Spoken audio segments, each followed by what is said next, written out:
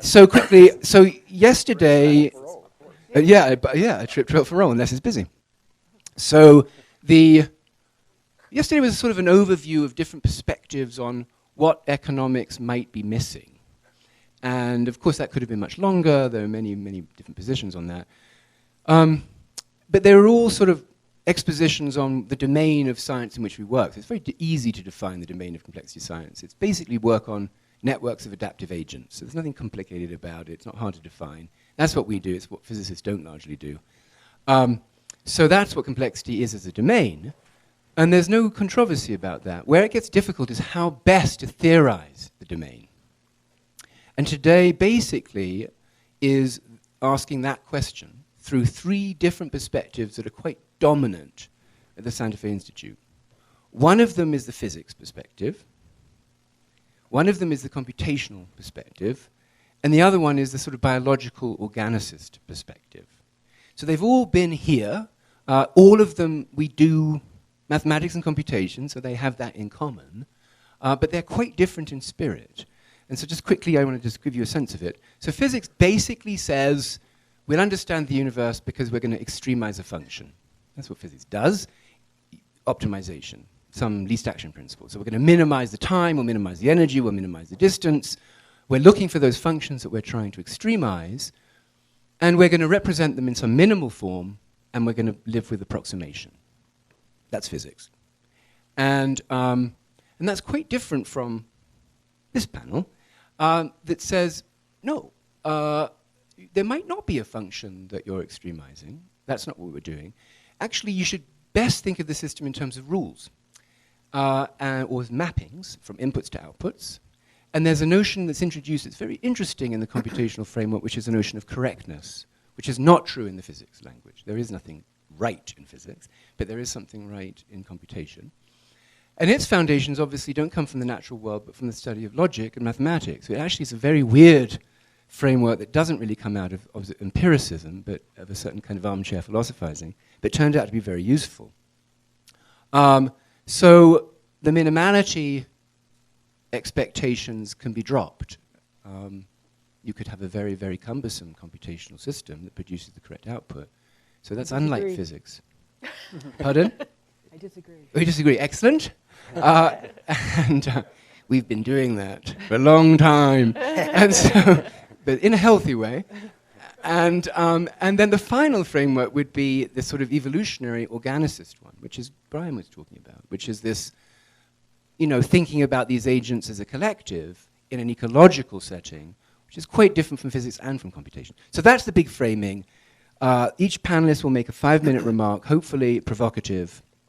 We don't want this to be a dull panel. We want it to be exciting. And if you have a strong opinion on what they say, just interject. I'd be quite happy for you to shout it out and disagree with them. And so with that, I'll allow them to sort of self-police, and I'll ask the occasional question if you all sort of diffuse. Okay, and John, you want to start? Sure. Thank you. I promised David I would give a 4-minute and 57-second introduction to all of economic theory. So this is going to be done by metaphor. It was inspired by this great book called the Ashley Book of Knots, which was written in 1944 by an artist and sailor named Clifford Ashley, and he catalogs over 3,800 different types of knots. But when I was reading this book, not all 3,800, I came upon his definition of a knot, which I thought was just great. And his definition was broadly any complication in a length of line, which is just useful, concise, and poetic. And this got me thinking about sort of economics, where the metaphor here is we have all these tangled ropes and knots, some very practical, some ornamental, some often tangled messes. And economic theory has gone through different phases. So the early phase of economic theory, basically they just cut out all the knots and paid attention to each knot individually. So you have Adam Smith and the pin factory. Then over time, and obviously most notably in the last 80 years with the rise of neoclassical economics, assume away the knots, just pay attention to the straight lines. And more recently, we've actually gone back to paying attention to the knots. So one example is the rise of behavioral economics over the last 30 years. These guys have accumulated this huge collection of knots. How huge, you might ask? Well, I went to Wikipedia this morning to figure out how many heuristics and biases they've cataloged. I stopped counting at 190, and that took me from the ambiguity effect to the Zeigarnik effect. So, the current status of behavioral economics is not really unlike physics in particle physics before Murray and George Zweig came around, where we had this ever-increasing zoo full of particles or effects. Obviously, the physics issue was solved by the notion of a quark or aces, where they took this huge zoo and suddenly simplified it in a really useful and productive way.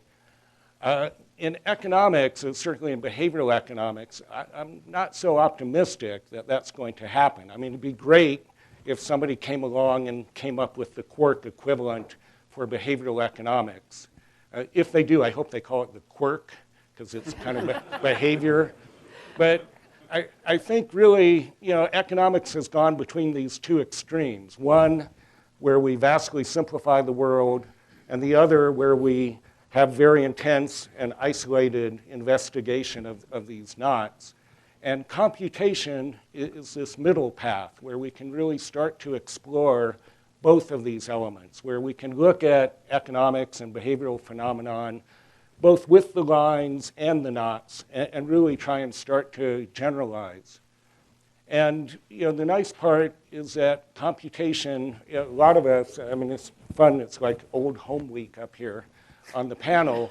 So everyone has been around, most of us, so that'll give anyone immunity if they want it, have been doing this for about 30 years.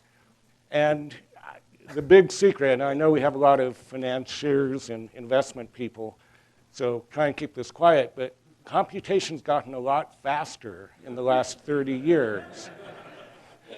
And you might think in the early years we were able to do a model, get some insights, and you might think that the increase in computation might cause this behavioral economics problem of now we're going to get too many insights.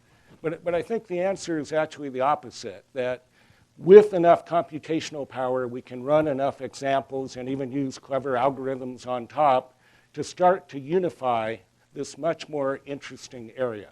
So let me stop there. Wait, that was speedy. Am I okay? Let me. Oh, good. Dave, someone's resetting that. Okay.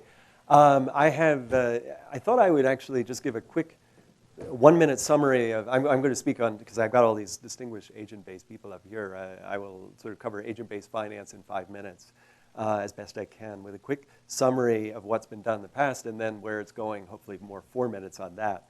Obviously, as many of you heard, one of the earliest agent-based models was the Santa Fe stock market. My co-author team, my great team of Brian Arthur and John Holland, Richard Palmer, Paul Taylor, we all worked on this here and started it actually in the late 80s, early 90s out of here, and kind of it burst into a sort of big industry of other people doing the same thing. I would say, interestingly enough, anthropologically, about 80% of the research in agent-based finance goes on in Europe, not in the US.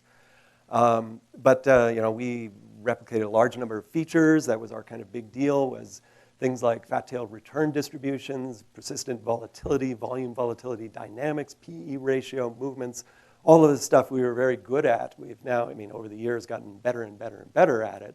All of that was, of course, completely endogenous in these markets, which kind of drove the traditional finance economics world a little nutso.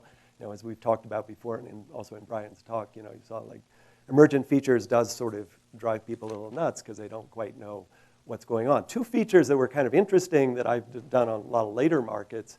One, I've been looking a lot at forecast surveys, what people think the market might be doing. If you're not doing rational expectations, you should at least be looking at what people's expectations are. What we know from that is they go the wrong way. Generally, people predict markets are going up when prices are high, and they predict them going down when prices are low. Agent-based models do that quite handily, but there's also a lot of very interesting heterogeneity in that data too, which I'll get to in a sec. Also, another big stylized fact, which is just part of the design of these markets, generally flows into various managed funds or into any kind of fund, chase previous returns. Generally, investment flows chase previous performance. This is just something that's the design of the markets. Most good agent-based markets have that just in their design. It's not even, it's not even a question. Not part of a lot of traditional models. So that's the landscape of this, I think, that we have done. Obviously did pretty well at all these things. The future, a lot of different pieces that I think are important. I'll try to summarize them really fast. I think heterogeneity is key in these models. I've been saying this for a long time. In finance, heterogeneity maps directly into liquidity. Heterogeneity is a bit of a nebulous feature in complex systems. It is a bit of a nebulous feature in finance. Many of you, of course, know what it is. It deals with the ease of making trades, but heterogeneity is part of that. And so understanding that in a deep sense is very important.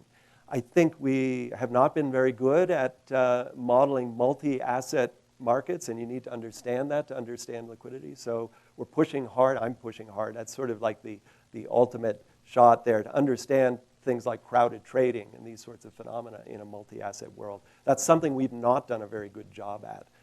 But remember, emergent features are not just variances, but they're also covariances and correlations. I think many correlations in financial markets are purely emergent features, not sort of part of the underlying framework. I would also say, Brian mentioned this the other day, talking about, he used the term ecology of traders. That's totally relevant to what we were thinking about along the way. It's now become super important, I think. We were always sort of thinking about that. The presence of differing types of funds, passive versus active, all of these semi-passive ETFs, all of that landscape has come up in the last 20 years. Now, maybe should better turn our tools to understanding that landscape. And then I'll kind of end up, last thing, it's the data stupid.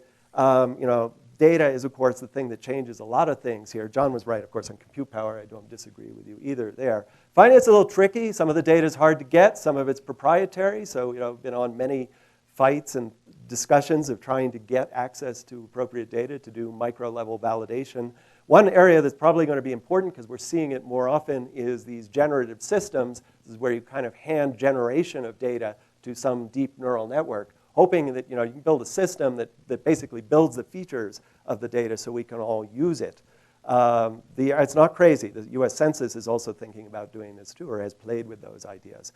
Also, finally, using just the big sets of machine learning tools in many different ways, determining trader types, and actually coming back to the old questions of what do markets look like when they're populated by traders who really are trying to learn against each other. Closer to AlphaGo in spirit than maybe other standard agent-based models. That was actually part of our original goals. Thanks. All right, let's see here. So perhaps one clarifying remark before I make my comment, just so you can sort of situate my position on this panel. And that is, David started by saying that there are these three distinctions that SFI: the physics, the computational, and the organic. And I think that's basically right, but I'd add now a fourth, which is the idea that the system itself might be computing. So the computational perspective, which is definitely represented on this panel, is one where you build generative models and agent-based models and so forth. And it's not actually necessarily at odds with the idea the system is computing, and I think that will come up in the discussion. But I want to stress that what I am going to be talking about is the system doing a computation. And that's very, very important to understand. Okay, so let me start by saying then that the issue I want to put on the table for discussion is information. And a lot of you are probably thinking, well, that's not a new concept.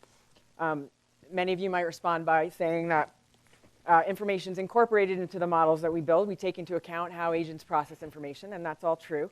But the fact remains is we do not have a theory for how you get micro to macro maps in information processing systems. We have no theory for that. And so to that end, we've been working on building a theory of what we call collective computation to account for how macroscopic states with functional consequences for individuals, for agents, arise from microscopic interactions in information processing systems. And the point really is to explicitly allow for subjectivity, which comes from noisy data and noisy or erroneous information processing by components, to understand how this factors into what gets produced by the system. Okay, so the theory of collective computation aims to predict. So a lot of times we're wondering, well, what can these theories predict? And we're trying to predict something like the precise value of the output. Well, that's part of it, but what we are really aiming to predict are mechanistic solutions to certain kinds of challenges. Okay? And some examples of that might be a dynamical property like the distance from the critical point, a feature of social structure like the distribution of power or inequality. Maybe something quite simple like in a neuroscience experiment, a monkey has to make a decision about which direction dots are moving on a screen. So a very simple decision at the whole organism level. And another thing about collective computation, of course, is that we're aiming to address how the computation is refined over evolutionary learning time gets better. So that notion of correctness David mentioned in his introduction. One of the main tenets of collective computation is that subjectivity that I mentioned at the beginning can be overcome by aggregating component estimates. That's kind of a collective intelligence-like perspective. And then depending on constraints in the system and adaptability issues, good estimates can be achieved by balancing investment in something we call information accumulation, which is how well the agents actually estimate regularities in the environment, against the algorithms that we use to aggregate information. So if your agents are not particularly good sensors, there's a lot of, in the behavioral economics case, a lot of biases. Maybe you build aggregation mechanisms that compensate for some of those biases. Okay? A second tenet is that the constraints imposed by considering how information is processed from the system's perspective are super important. I mentioned that at the beginning. That's right. We have to take that into account. That plays a big role in what gets produced.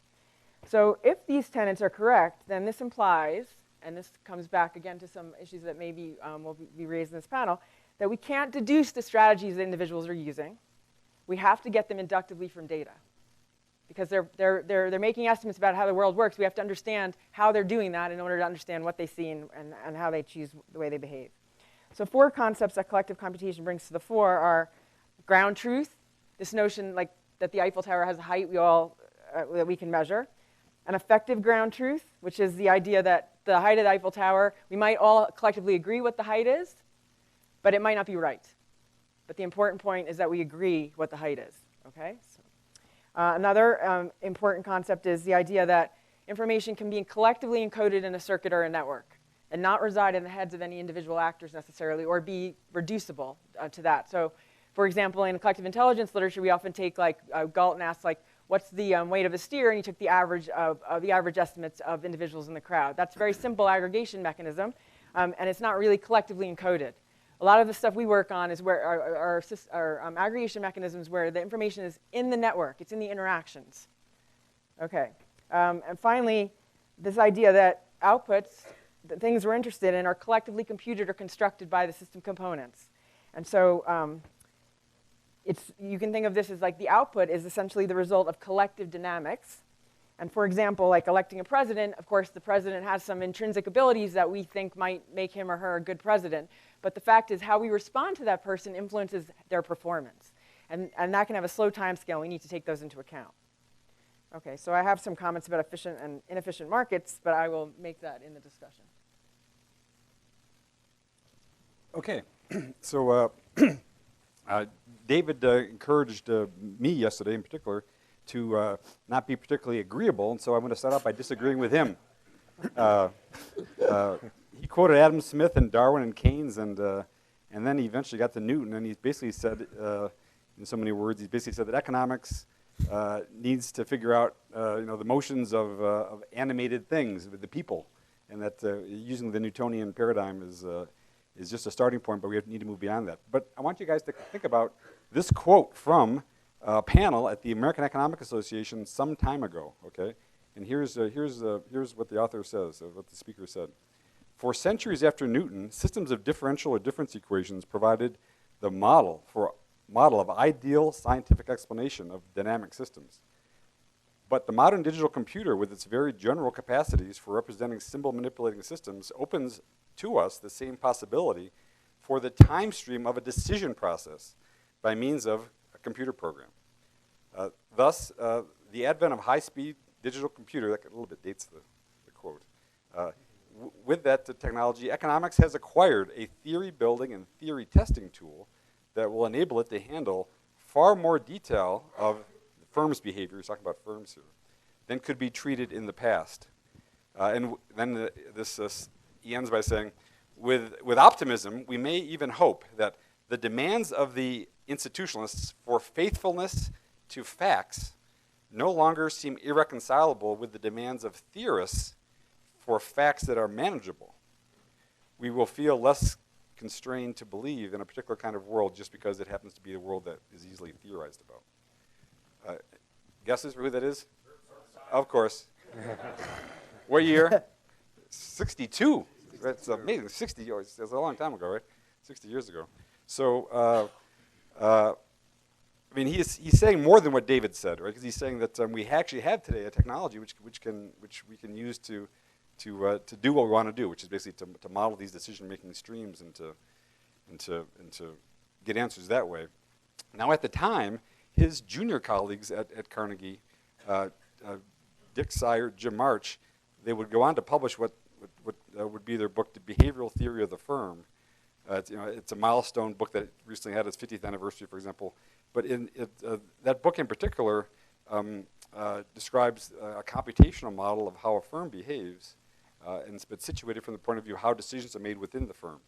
Now, soon after that book came out, Marvin Minsky invited Simon to go to MIT to give lectures on artificial intelligence. At the time, it was called AI.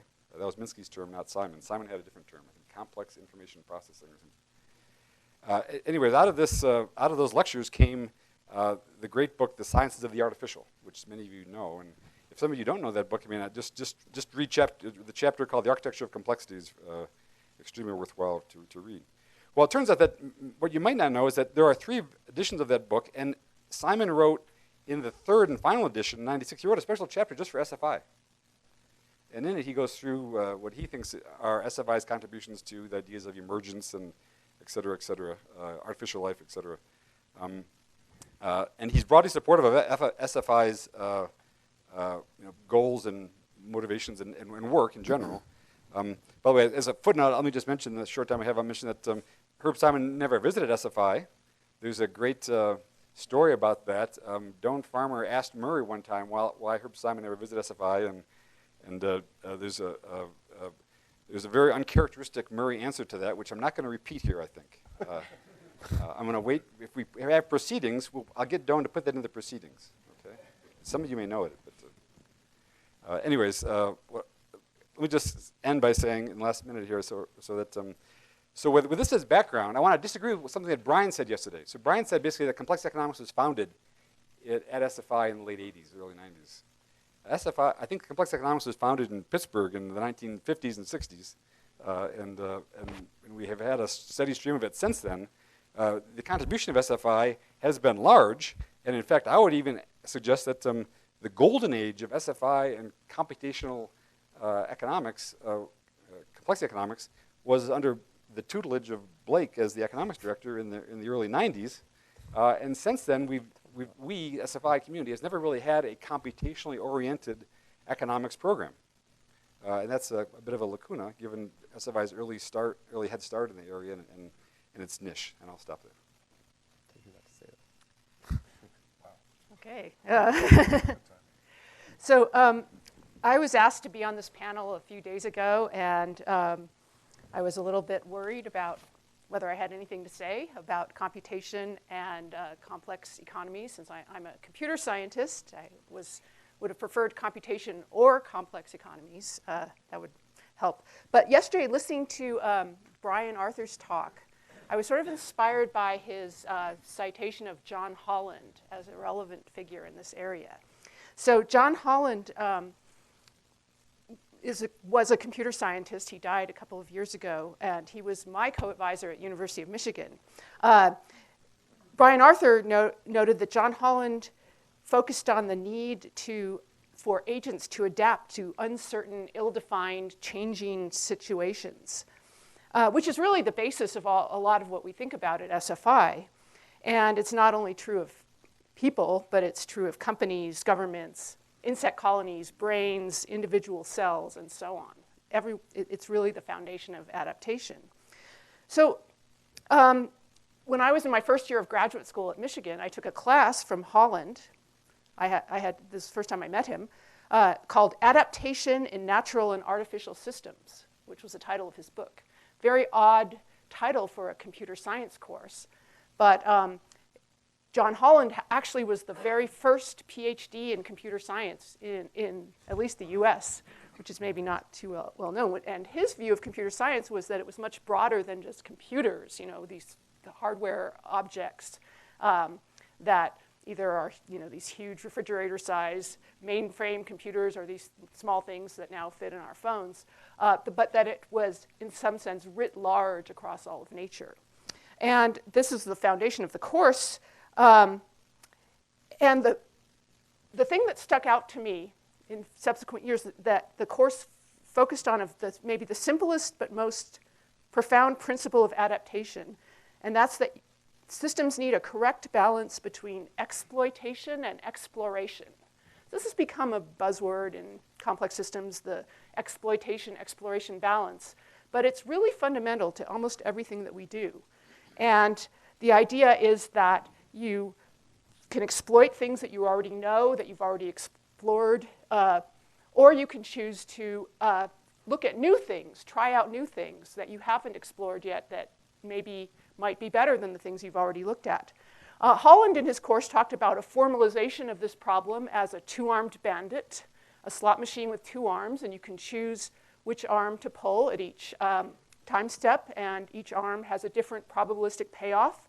So you can either observe the machine and then exploit the arm that has the seemingly highest payoff, or you can give trials to the other arm, which is maybe less explored, but might statistically end up having a higher payoff than the samples that you've already seen. And the question is, how do you find the optimal balance of trials to give to these two arms? And you can generalize this to a multi-armed bandit. And Holland made an analogy between evolution as a multi-armed bandit, for instance, exploring many different kinds of genotypes or species, and each species that is it emerges as a kind of pull of an arm, and its fitness is a sample of the arm's payoff.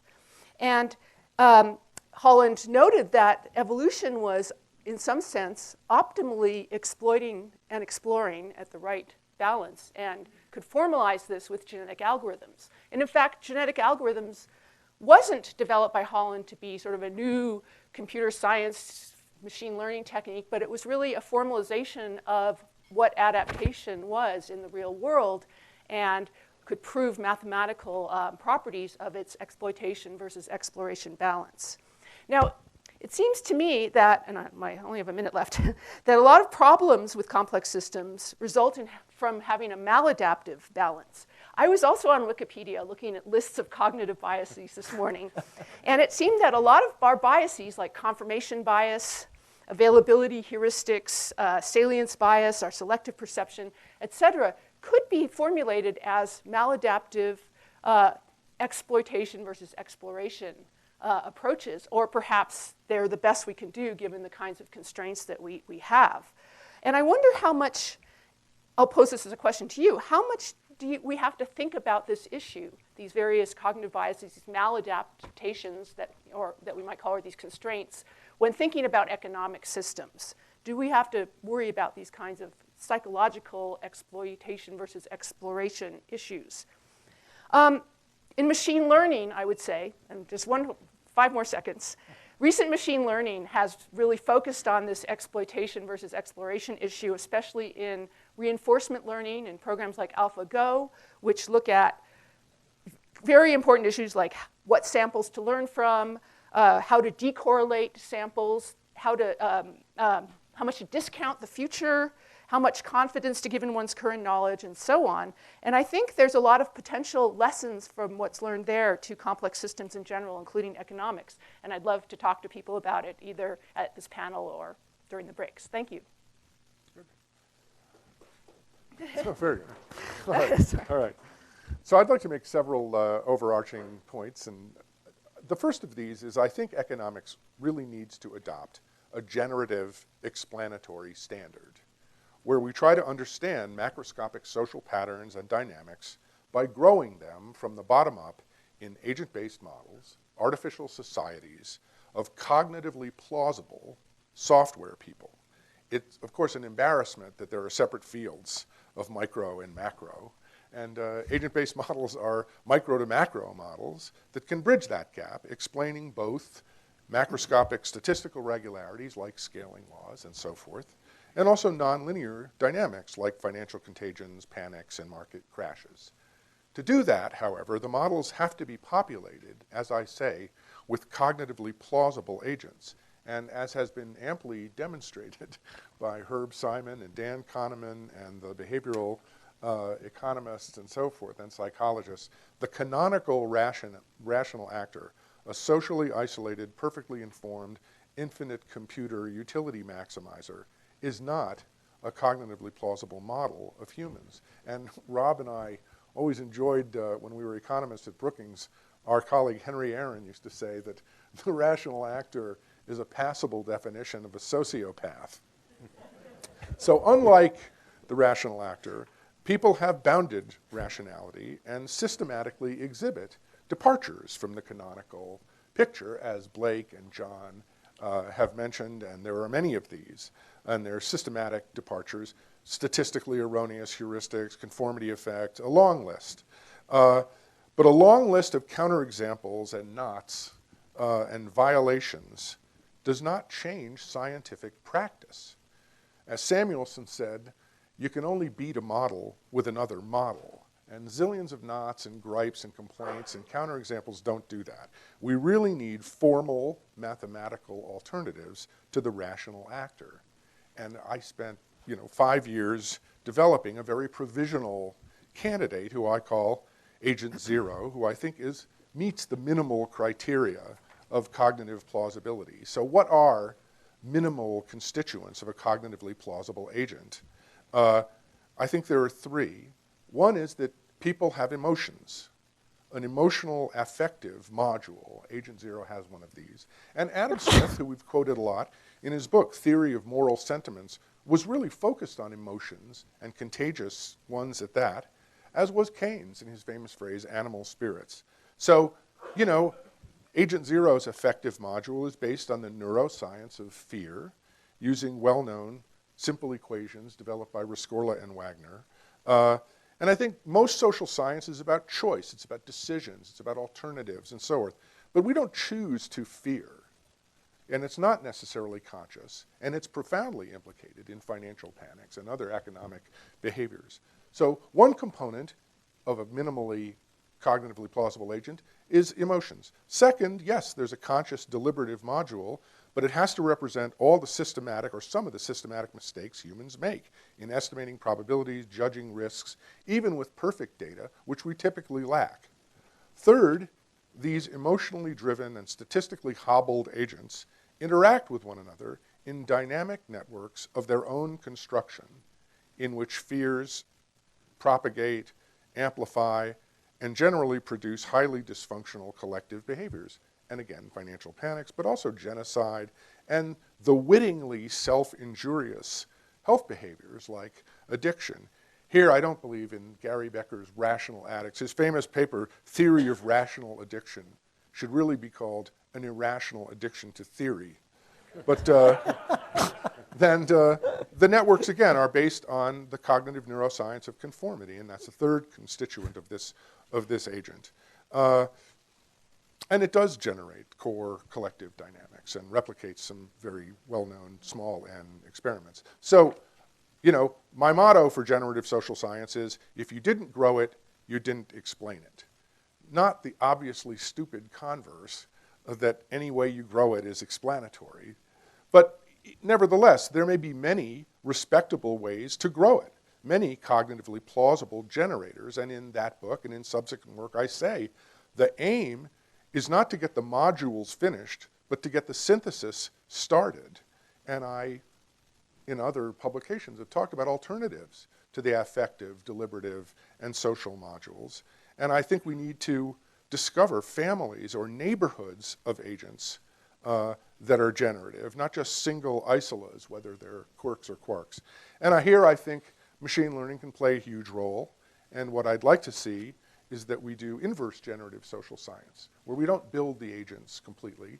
We build libraries of components and concatenations, and we turn evolutionary programming and other methods loose on those and grow the agents themselves. So agents are outputs. So in conclusion, I would just say economics needs to become generative. Agent-based models are the principal scientific instrument of generative social science. They have to be populated with cognitively plausible agents, grown with artificial intelligence and other machine methods. I think that's the future of economics.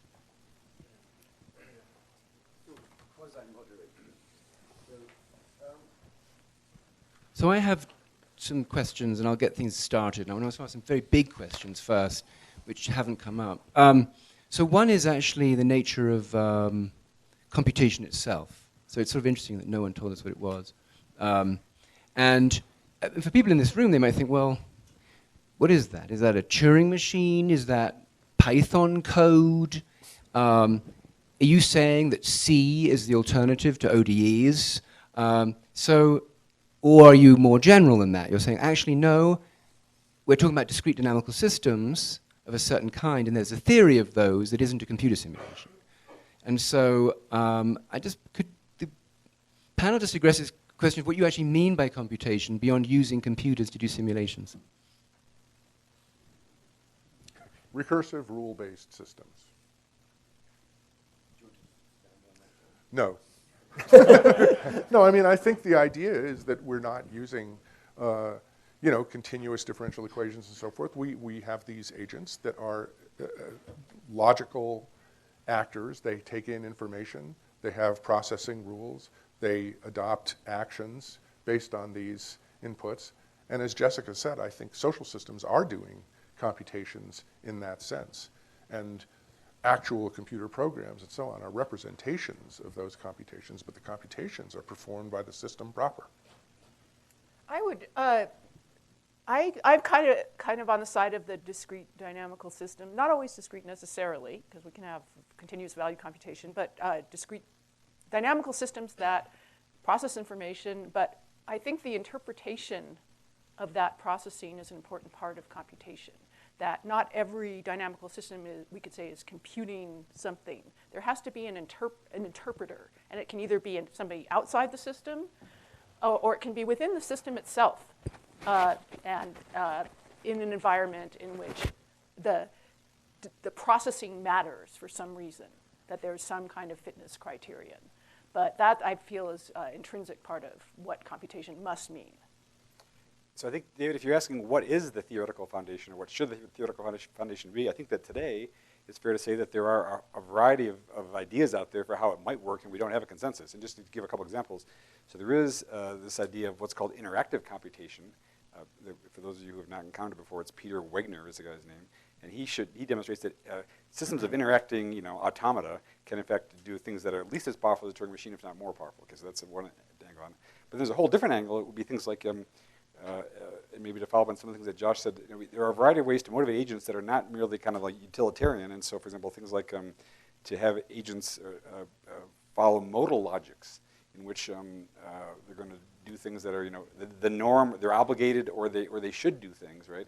This would involve writing down agent specifications that have things like, they use KD45 as a very specialized formalism for looking at basically deontic logics of what could or should be done instead of what's best to be individually. So I think that there's a variety of thoughts. At the research frontier, there are a variety of ways to proceed. We don't understand really what the best way to go is, but it's actually an active area. Barbara Gross in the audience. If we go to an agent-based or go to an autonomous agent conference these days, you'll find a lot of theorists working, computer science theorists working on some of these topics. So I would say that for adaptive systems, we don't actually know what computation is yet. We certainly don't want to borrow too heavily from computer science, and certainly not ideas like Turing, I think, for reasons we could get into. But at the most basic level, I would say that there's an input-output map. There's an architecture that explains how you go from the input to the output. There are circuits that describe the causal relationships or physical interactions among the nodes in the system over which behavior flows. There's a notion of correctness, which brings us to fitness. idea, the idea that the output has to be adaptive, or we want to understand how it becomes more adaptive. And there's, as Melanie described, a notion of interpreter, which we think about as having agents who can read global information or partly global information in the system and make decisions based on those readouts. So there has to be computation for. And to be honest, I believe that principle actually applies to computer science too. I just don't think it's thought about hard enough there. Maybe, Melanie, you have something to say about that. But there's a great paper that Walter Fontana found by Claire Horseman that was published a couple years ago in PNAS that makes this point for physical systems, that you need to have an interpreter in order to make the distinction between something that's a computer versus something that's performing a computation. And so in adaptive systems, what I'm interested in is how that computation happens and what the basic elements are. And I'll just add one more thing to that is once we have, at least as far as I'm concerned, once we have a good understanding of the architecture and how you get a notion of correctness or a termination criterion, which we can talk about can come through a separation of time scales. Once you get a good understanding of those things, then I think we need to develop a formal language or an underlying formal model of computation that would be analogous to things we have in computer science. But I don't think we can go there first, and that has been, to some extent, the tendency in importing computer science concepts like Turing to biology, is to start with that underlying model of how the computation works, which I think is wrong. I want to say quickly, I won't step into too much computation theory, David, because I've got all these other people to talk about it. They're much better at me. But as a very practical side, one thing to mention, modern macroeconomics is a highly computational field, standard macroeconomics. And it's also a very heterogeneous, it often feeds in massive amounts of heterogeneous data to fit their large-scale models.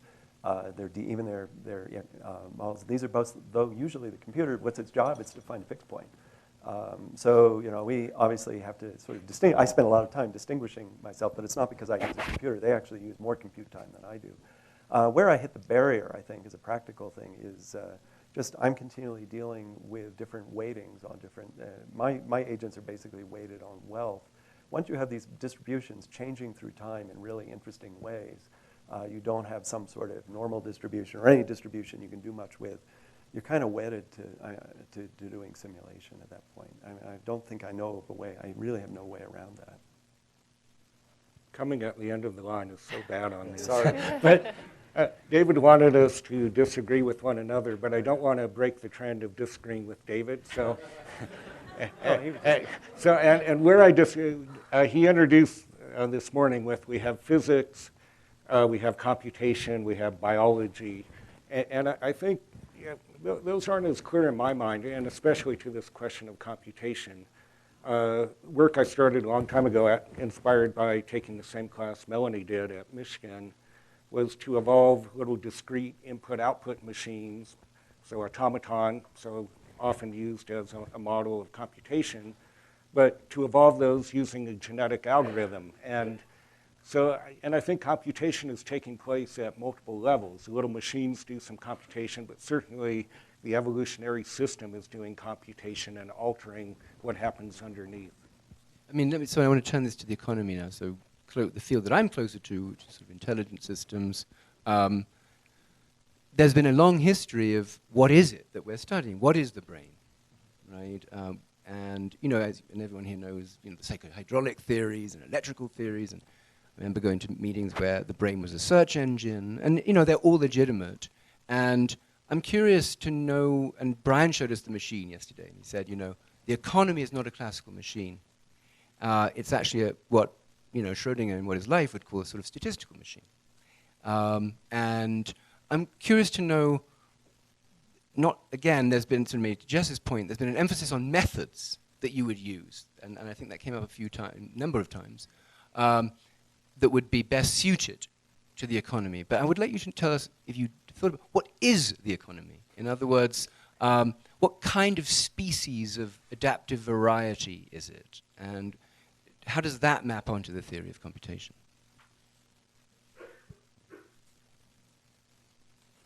And everyone has to answer that one.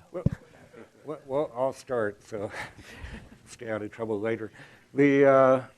Even the words you use, which were ecology, species, adaptation, I think really inform a view of the economy. And yeah, it's a very complex ecology. I guess we shouldn't use complex, but complex and or complicated ecology that has a lot of parts. And technology, I mean, you have physical things evolving and moving. You have human dimensions and behavior. And then you have these interactions creating new worlds like banking systems and so on. So I think it's a very hard, I mean, definition of economics, the simplest one is science of choice making, but that really doesn't limit it much. And systems make choices all the time in all kinds of different ways.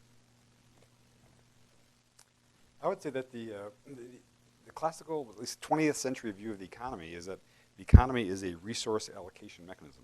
Now that sounds somewhat archaic today, given that we know so much more about the economy.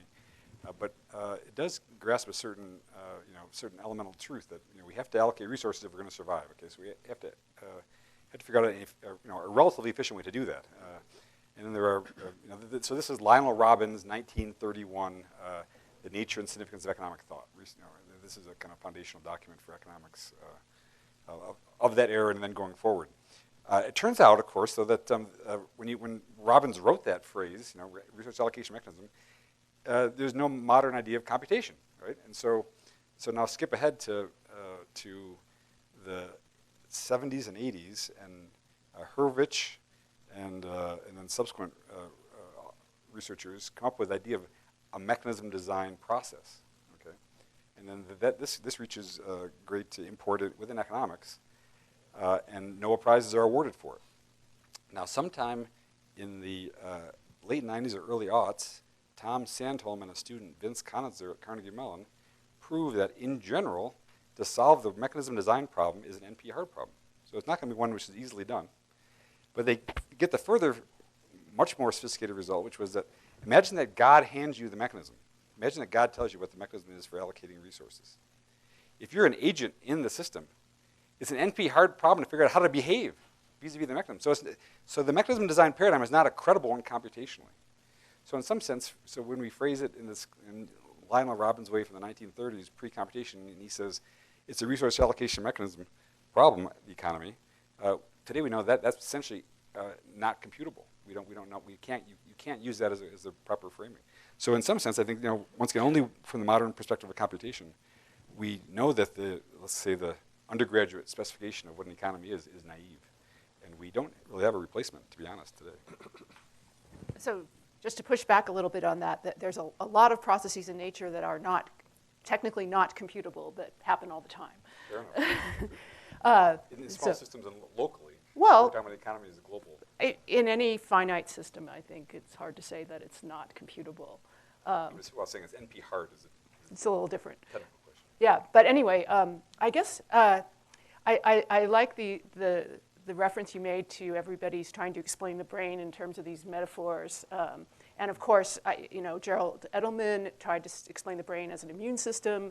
And I remember a talk at SFI a few years ago where I think it was Steve Zucker from Yale said the brain's an economy. But it goes the other way too. Like people talk about the economy as kind of a big global brain. And I think it's interesting to think about it that way because I do think that the brain is also a resource allocation device. And it decides how we allocate our attentional and physical and emotional resources.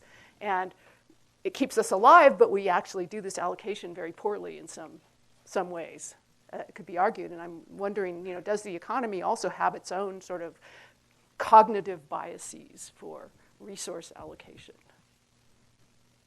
I resist the phrase "the economy." When you ask what is an economy, there have been many economies through history, and yes, they allocate resources. They also propagate and sustain terrible inequality. And this economy, the economy we're talking about, also does that. So yes, price mechanism is allocatively efficient under very stringent conditions, but the issue of justice and equality and mobility and all of these things are not addressed merely by price mechanisms and other allocative machinery of the economy. So I'm going to ask another big question and then open it up. Right. Does someone else have a... Sorry, Blake. Yeah. No, 2 seconds on, I mean, one of the hard, you asked for these sort of biological connections. I think the two hard problems we faced and Venice faced all along at SFI was thinking about technology, so I'm going to stay out of that. The other was, evolution of institutions. Brian and I once thought like institutional economics was very tied to what we were trying to do here. It's more than ever important. Someone mentioned the other day, and I forgot who, the work of Eleanor Ostrom, who deals with the development of where do these sort of useful social institutions evolve from. We don't know that. That's inherently an ecological thing. Can we answer it with our computer models? I don't know. I wish we could, but I'm moreover in the ecological space. Yeah, I would just say too, I mean, to a thoroughgoing Marxian, you'd say the economy is a set of social arrangements that propagates the class structure. Good. I like that. So it's funny, right, listening to this panel on computation and the economy in 2019, and no one has used the word neural nets or deep learning. And it shows you in a AlphaGo. Yeah, oh, someone said AlphaGo, AlphaGo. It's yeah. kind of hidden in there somewhere. Right? And it's wonderful because we're the kind of Pluto in the solar system of computation in that respect. But I do want to ask that question, which has to do with transparency, sort of understanding. And this is a debate that many of us have had for many years, and that is one of the limitations of computational frameworks. You understand it if you grow it, or right? Is this notion, and it might not be justified, that these models aren't transparent to human reason, and that for some reason is important to us. And I'm just wondering whether you could address this issue both in relation to agent-based models, but also in relation to neural networks, which are the dominant computational framework today. Well, I don't want to talk out of turn. But I think there's a lot of confusion about this. I mean, I think, AlphaZero can crush humans at chess. It is completely unilluminating about how humans play chess. I mean, after he beat Deep Blue with a brilliant queen sacrifice, Kasparov was asked, "How the heck did you come up with that move?" And he said, "It smelled right." So I think that we can beat humans and augment humans is not the same as explaining them. And a lot of these machines don't give any insight into how humans do these things we're interested in. And in this respect, I think the Turing test is completely irrelevant to the social sciences. I'll say something. I'm way out of order here, but I mean, yeah, I've built models with neural nets, with neural net traders trading. I mean, the sort of generation 2 of the markets that I built back in like 2000 or so had traders interacting with neural nets. They were built off them. Having thousands of neural nets competing with each other in a market is a daunting tractability issue. As a matter of fact, it's probably why I sort of had moved on from that. An interesting question, and John brought that up, I think he can fill in. I mean, can the computing power we have today allow us to, we're going to have to explore the space of the parameters in this thing much better than we did before. It's going to be tricky, though. But I think they actually are still these sort of, the question is often when we're developing these kind of open-ended tools for agents, there's a great philosophical question of what are we doing? One limit, we've got the very simple ones, then we've got these kind of open, but they can be, when the system moves out of what they're good at, they're disaster. And we have these fancy ones that are designed to handle anything, but they're also driven by certain learning mechanisms. Is it a GA that's on top of them? What is it? That sort of philosophically doesn't make them all that different from the others. Using machine learning and a variety of other fancy data analysis techniques is all the rage today in certain parts of economics and finance, where there are very important prediction problems that are for which we really we'd be happy to have an explanation for why things happen, but at the moment we just want to know, will they happen? And the famous quip by Samuelson was that we predicted 8 out of the last 3 recessions, right? And so just being able to forecast whether a recession is going to happen is something that's very important. Now, of course, there are these issues about whether having a credible forecast can modify the probability of it happening, but that's a different issue. So there are certain questions in economics for which we would like to have better prediction ability. But I think it remains the case, at least from the point of view of the science of economics, the science of what would normally be called positive economics, that is, why does the system do what it's doing, we really need to have explanations that are couched in the behavior of individual agents and in their actions. And so it may be the case that many of the modern deep learning, other kinds of things, are not that useful once you get beyond the pure realm of prediction. So I have 3 related points in response to that. And the first is that the idea that this discussion we have around neural nets being incomprehensible is a little ridiculous in a way, given the fact that this is typical of all of science. And so my 3 points are: consider how your brain makes decisions, or how it performs computations when you're trail running and you're avoiding obstacles and so forth. You have no access to those computations. You can't articulate them. Maybe as a scientist you could work out a model that would explain what's going on, but you can't relay that to anyone in this room, right? So the way our brain works is it's inaccessible to us, just as the neural net is. And the second point is that most of the models that we build in science, a lot of them are incomprehensible in the sense, like if you think about a metabolic network, you've seen in many people's talks here over the years images of these crazy metabolic networks that have tons of edges and nodes, and they're just a mess, but they're really rigorously derived from years of experimentation. And what we do as scientists is dimension reduction on these things to find out what the dominant causal features are, and that becomes our theory of how the output is produced from the microscopic interactions. So we need to do something like that for neural nets through compression and other mechanisms. And then the final point is that, of course, nature has this problem too.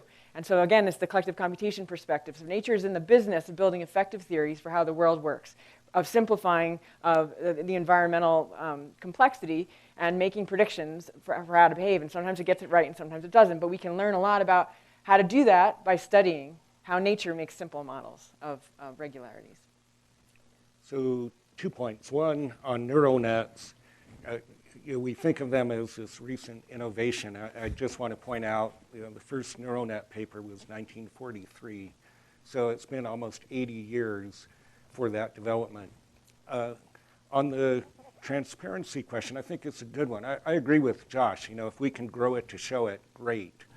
But I also think there's value even if it isn't transparent. And this came home to me when AlphaGo, a couple Go masters were talking about the game. And they had this great point, which was, it's as if an alien intelligence came down to the planet and we got to watch Go playing in a way we've never seen it before. And that has tremendous value when you think about trying to understand the rules of Go and how one does well or not in these kinds of games. And I think scientifically, even if things aren't transparent, but if they're surprising, we may gain quite a bit. Maybe just one other technical point about deep learners is that we should keep in mind that these are basically exotic regression models, right? These are, in essence, cascaded logistic regressions with many interior dimensions, right? And so it's certainly going to be the case that if you're going to be entering a novel regime for which the past data do not apply, then the deep learner will go off the rails just as easily as any regression model will.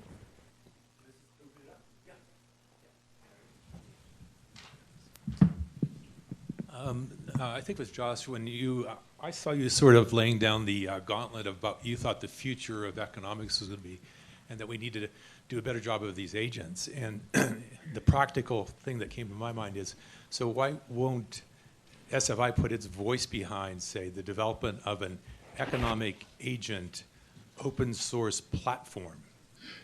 So that you think about what Apple does with their app store. You've got 1 million people out there developing this using the platform. If you have that sort of practical approach, then we've got everyone working on what are those agents, refining them, where the fitness is how does it work in the real world. And then, and in terms of deep learning, that's in my mind fine-tuning the parameters of these agents. But think of that as an ecology that we can use to build better models.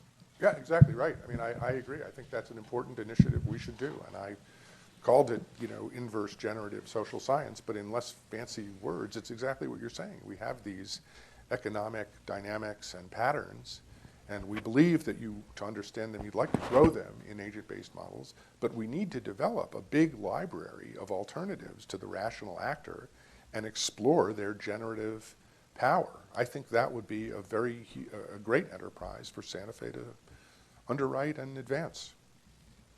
maybe just a different version of that would be that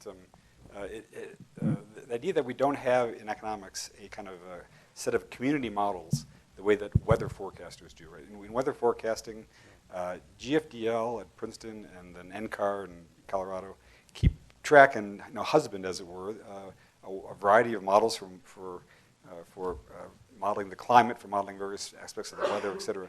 And those models have evolved over time. They become much more sophisticated. Now it takes that, to first approximation, it takes $100 million of annual funding to keep those things up and running, right? So it's a large investment that NOAA makes in GFDL and NCAR. But it would be useful, and I think in the long run, if we really imagine that you can have things like emergent macroeconomics, as Eric mentioned yesterday, or if you can have models in which macroscopic structure emerges from the microscopic actions, you really need to have a set of community models. That is missing today in the economics and finance world, and it might be that an institution like SFI could take a role in catalyzing or fomenting, maybe not running the whole thing, but at least getting it off the ground and getting it started. Exactly, a public library of alternatives, of actual formal actors. Eric has a point on this? Please, Eric, sorry. Well, just a bit of advertising that our group at Oxford has made a very small, modest start on that, and there's a site on GitHub, Econ Lib for library, that is starting to build a collection of code and models in that spirit. But I think you're exactly right. It needs to be a kind of big open source community-wide effort, and SFI should certainly be a central node in that. Just a comment that I want to connect something that John and Jessica said in their opening remarks. John noted this huge kind of zoo of behavioral anomalies and asked what might provide some unifying perspective on that. And I think collective computation actually has the potential to do that. There's been some interesting work by cognitive scientists, Hugo Mercier and Dan Sperber, who look at that library of anomalies and say, as an individual actor making in a rational choice framework, they make no sense, they're inefficient, they're biases. But when you look at it from a collective computational perspective, a lot of those behaviors actually serve a purpose and make sense. They're features, not bugs. Now, some of them may also be bugs, but then, to Jessica's point, in collective computation, you can weed out a lot of the noise and overcome that. So I think there's real potential to combine the collective computation perspective with a kind of cognitive behavioral perspective to make sense of the economy as an evolving collective computational system. I think just as a response to that, one thing that helps me clarify some of these issues with respect to like biases and so forth is to think operationally about what error is, and we talked about this last night. So I define error as the deviation from the maximum theoretical structure that could be extracted from the environment. And keeping that clean, so that's my definition. Error is that deviation. And then the separate question is function. Right, so we separate this question of optimality into error and adaptive, essentially. Yeah, I didn't want to be too hard on the behavioral economists, but if you look at this zoo, I mean, first off, the scientific incentives are horrible here, where if you can name your own effect, you get a lot of credit. And that's also rolled into the experimental procedures, which are also pretty bad. And if you look at these, the 190, there are many of them that are subtly different from one another. And also there's sort of this Newtonian idea that for every bias, you can find an equal and opposite bias somewhere else. So I think one can... It's a very economistic notion, right? In equilibrium, there's no bias. Right? Yes, on average, we're doing great. But I think there could be good starts of just trying to classify these and then think about error and try and unify them. So I am hopeful for that. Just one more point on that. So this reminds me of this discussion of in Jeffrey's in the room somewhere. So like in the city scaling work, there is this very large number of variables at the macroscopic level that seem to be important, but many of them are probably nominal or correlated with each other in some way, right? And so Jeffrey, you jump in if you want. And in the metabolic scaling work, you have mass and metabolic rate, and they're Jeffrey and his colleagues shown they can be derived from the microscopic. And so we have some better sense that they're fundamental, right?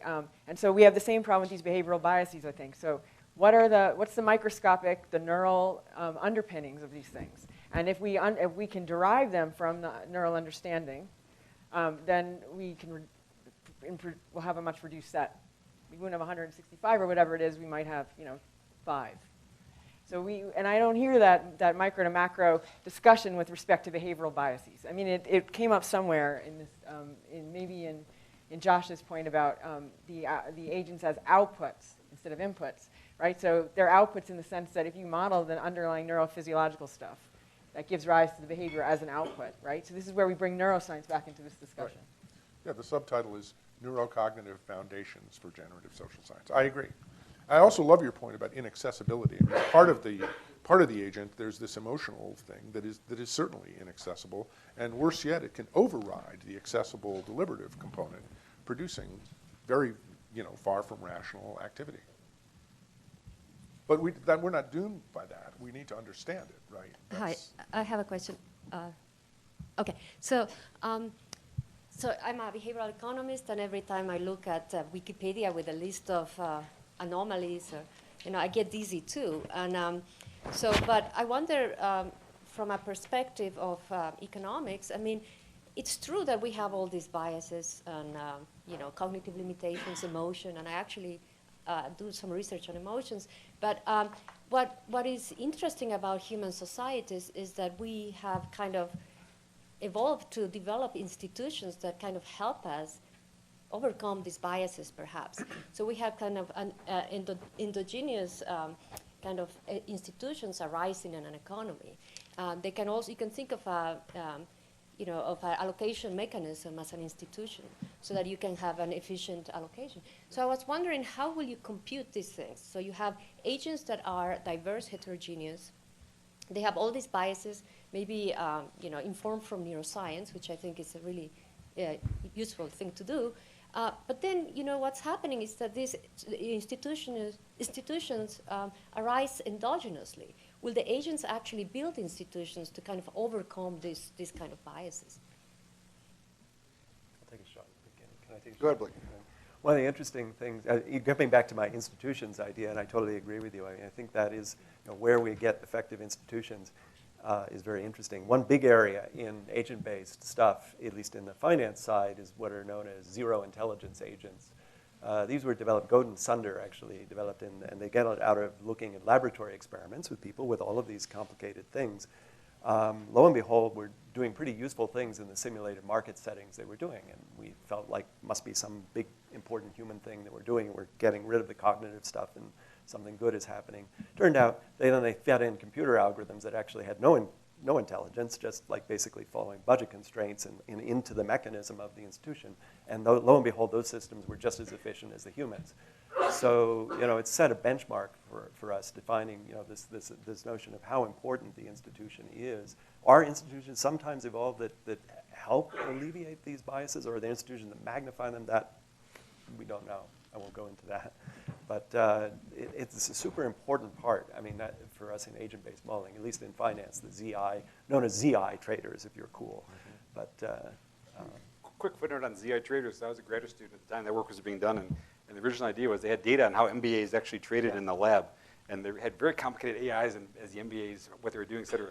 And he eventually found he could turn all the complicated stuff off, and he could explain the MBA behavior by just the zero intelligence model. So that was. So much for MBAs. But back to the institutional part. Don't raise your hand if you have an MBA. Right. Be cool. On the institutional part, I actually feel that may be, in fact, maybe the killer app for the whole agent-based paradigm, in the sense that if you think about what will people be doing with computation in the year 2050? And I have this feeling that as we have so much more computing available then, the idea of having there emerge institutions of self-governance, of exchange, et cetera, and looking at alternative formulations of those things, that will really be something that will be a focus. Where today we have very little of that work going on. I mean, for example, just as a concrete example, the Asimoglu and Robinson work of about a decade ago was very popular as a kind of a game theoretical interpretation of how modern democracies arose. And today we really have, I'm only familiar with one model that actually tries to grow that overall structure, and in my sense that's a very pregnant area for more work. Well, would you say that the internet started out as a distributed system of self-governance and kind of evolved into what it is today? Yeah, although at the microscopic level, you had the ATM was running everything. Right, but I think it. The ATM was not evolved. The ATM was engineered, but everything else has evolved. Yeah, and it definitely has its institutions that both alleviate and magnify bias. Sure. Yeah. Just a couple of comments. One is this is an economics complex system conference, not a computer vision one. So I'm amazed that every time people talk about neural nets, they talk about deep learning. If you have done any neural net research on financial time series, deep learning actually doesn't work. Everybody would agree in the room there is very low signal to noise. That means after a layer or two, you have extracted everything. If anything, we should talk only about shallow learning. That's one. Two, it's not true that if there is a world coming forward that is very different from the world of the past, the deep learning system or shallow learning system gets off the rail. The adaptiveness of machine learning is that over time, you can transition across qualitatively different models. That's why that's the only shot you have at dealing with non-stationarity. And the third comment, that's typical of most conferences I go to. People always say neural nets is just an old thing. Actually, was discovered in the 40s, in the 50s. It's a very different form nowadays. You could also liquidate, in a cynical way, quantum mechanics saying, what's so new? We knew there were particles. The only news now is that we don't even know where they are. It's just stating that somebody designed some neural net with activation in the 50s doesn't even begin to describe the revolution that is happening right now with neural nets and machine learning in general.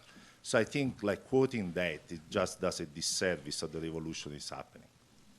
Thank you.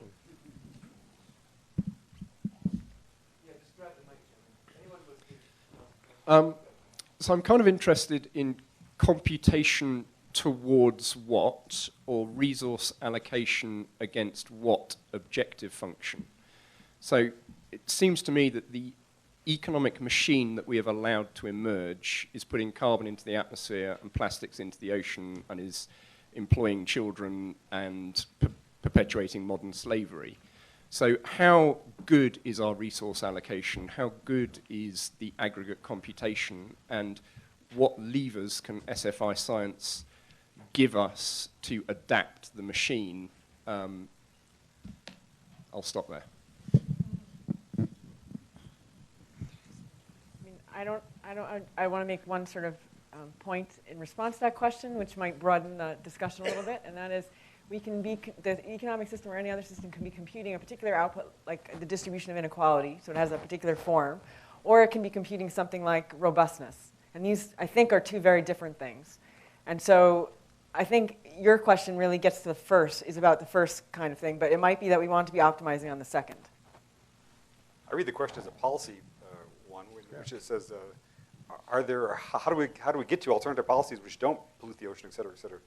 And there I think that the obvious and very important contribution of SFI-type science and age-based modeling in particular and computing, et cetera, is to simply say it is much less expensive to experiment with artificial systems and see what policies are likely to work than to try a policy in reality, have it not work, and then end up with an autocrat as president, for example. Right? So I think one very important role that you can use these technologies for is for policy simulators, broadly construed. So I want to pick up on this last discussion and also ask you to comment on the connection between this panel and the first session yesterday. So my read of the first session yesterday was that it really spoke to us about how to change the situation, to change the economic model to deal with some of the problems that are here and what the political sphere was. Much of the discussion in this panel is how to model how things are now, except for this last comment. And it seems to me that that difference is huge, and it relates to the question of interpretability. So if you're just modeling an existing system, maybe you don't need to explain all the causal connections. If you're trying to do what you just brought up, then it's essential to understand where the causal levers are, or you're in a situation of having to a combinatorial explosion of the parameters you're going to change to see if you can have an effect. So if you could relate the kinds of models you're talking about, the kinds of agent-based modeling you're talking about, to what the speakers in the first session were trying to argue for, that I think that would be helpful.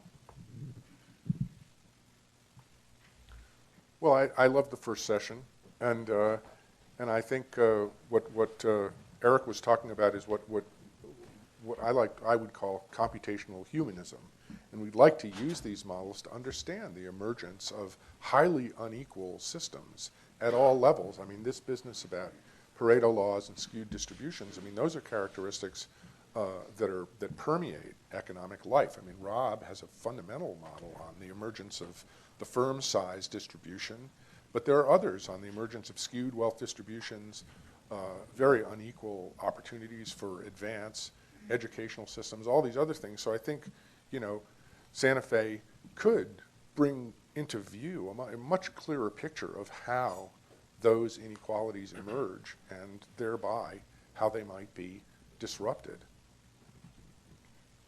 And in particular by perhaps micro interventions that change the emergent phenomena. I mean, again, from a policy standpoint, as Rob was saying, the agent-based model is a way of exploring how micro interventions can produce macroscopic changes. And I think, you know, Matt Jackson's work was on this also. Please, sorry. No, I think Matt, Yeah, I think the key words you used were interpretability and causal. And I think that's something that SFI can get at by moving away from the current paradigm of deep learning, which doesn't feature causal models or interpretability. And I think that's a really important point that we have to keep in mind. I was just going to bring up, I know I'll bring in a finance example, you're not asking about finance, but of one of taking agents into a radically different situation. They're trained up in one situation. There was a project that came out of SFI, actually, rentually done by a consulting firm named BIOS, by a guy named Vince Darley. Many of you may remember this. They were attempting to understand what would happen at NASDAQ as we moved from eighths to decimals. And they basically built an agent-based system, and they were going to take it, the agent-based system was going to take it into something, you know, that had never been seen before. And like, for example, in the big picture climate stuff, you're going to take it out into an area that's never seen before. The system proceeded to make a whole bunch of predictions, and they're actually in Vince Darley's book, which are really quite amazing. One of them was the prediction of high-frequency traders. And these were not on the landscape at that time. So it sort of extends that, it seems, I mean, whether that's just an amazingly lucky, great example of things working well in terms of understanding policy outside the box, I don't know. There are various experimentalists who tell me that they are able to do the same thing in the experimental world. So kind of, I think our ability to do this may be, don't write it off yet, I think. But then more generally, it may be the case that every time there's a policy change, there's the possibility of unintended consequences. And it's going to be very hard to get at those analytically. But with an open-ended computational platform, you have at least some chance of seeing them ahead of time and seeing them ahead of when they happen, and getting some head start on trying to ameliorate their effects. You used to argue they were very agent-based models. You were breaking models or something. Or was it you? Sorry, it was the wrong guy. That's fine. But you used to, yeah. But it was a good argument. Yeah, so Barbara, I agree with you, and in fact, that's one of the motivations behind the collective computation work is to make better micro-macro maps so we know how to do the intervention more precisely. And it brings up a number of interesting issues, and one is, so Josh is saying intervention at the microscopic scale, but it's not at all clear whether that's where the intervention should be. Maybe it should be at the mesoscopic scale after use some dimension reduction. As an example, so this is a big debate in biology right now, and I'll give you the sort of collective behavior take on it. So in the collective behavior literature, there are some researchers who like to get the rules and interactions at the individual level and build models from sort of bottom up. And then there are others who use more of a fluid dynamics approach, and they build these mesoscopic models. And as an example, there's a recent paper published on predicting movement during marathons. And these researchers used the fluid dynamics approach to model marathons, and it was a very mesoscopic level description, and they were very effective at predicting. They used data from like the Paris Marathon, they were able to predict New York or something like that. And this is they contrasted this approach in the introduction to their article to the kind of like microscopic approach that other researchers are taking. And I feel this is a very important distinction to put on the table, but that they misunderstood something critical, which is that both groups of people want to know different things.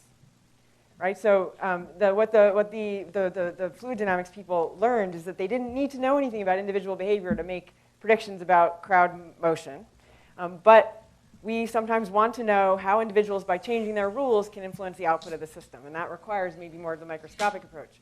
But once you have that big, elaborate microscopic map, you can probably, hopefully, do some dimension reduction on it to get the sort of most important causal features. So the question is, do you need to go through the microscopic to get to the dimension reduction, or can you start at the mesoscopic scale? So that's a great place. We had 2 alarms that went off at the same time. One outside, it's a holy alarm, and then there's this one. And so thank you very much to all of the panelists for that. And we have a 15-minute break. Is that right? And then we come back for physics. Thank you.